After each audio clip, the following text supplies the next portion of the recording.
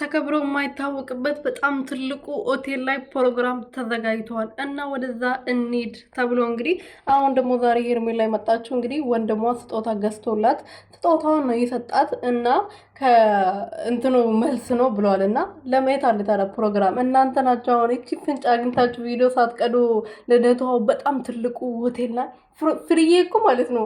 አፌ ቁርጥ ይበልል ተናግራል እኮ ሽሮ ማብላት የማትችል ሰውዬ ትልቅ ሆቴል ላይ ኢትዮጵያ ላይ አለ እየተባለ ሆቴል ላይ ልደት ታከብራለ ብሎ ነበረና የሱ ንግግር እንግዲህ ጠብ ሳይል ደርሰዋል ማለት ነው። ምንም ፕሮግራም የሚባል ነገር አልተዘጋጀም ማለት ነው እንጂ ሄርሜላ እና አቤል ይሄን ቪዲዮ አግኝቶ ሳይቀርጹ ለሚዲያ ሳያሳዩ ፕሮግራሙ አለፈ ወይም ደግሞ በኋላ ሊለቀቅ ይችላል። የነሱ ነገር አይታወቅም። ግን ከልደትና ከ100,000 መልስ ብሎ እንግዲህ እያወራ ነበረ ወንድሟ ማለት ነው።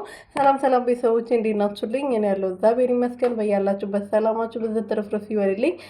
ለዚህ ቻናል አዲስ የሆነው አዲስ የሆናችሁ ሰብስክራይብ፣ ሼር፣ ላይክ ያደረጋችሁ ቤተሰብ ሆኖ ግን ስጦታው ለምን አልተከፈተ? ለምን ለኦዲየንስ አላሳያችሁም? ያው በአደባባይ ነው አይደለ ስጦታው የተሰጣት እና ለኦዲየንስ ደግሞ ማሳየት ነበረባት። ግን ለኦዲየንስ አላሳየችም።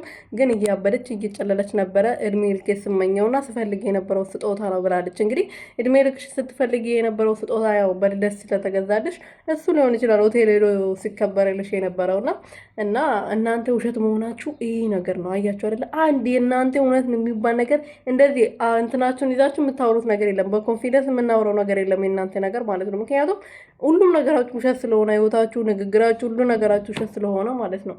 እና